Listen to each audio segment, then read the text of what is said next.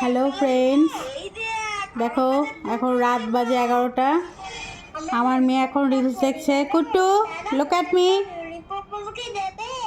কুট্টু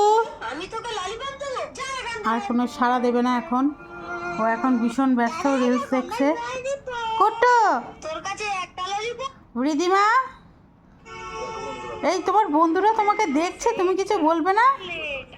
high করে দাও। High করো কুট্টু। ও এখন কোনো দিকে মন দেবে না। আজকে বিকেল থেকেই ও অনেক ব্যস্ত।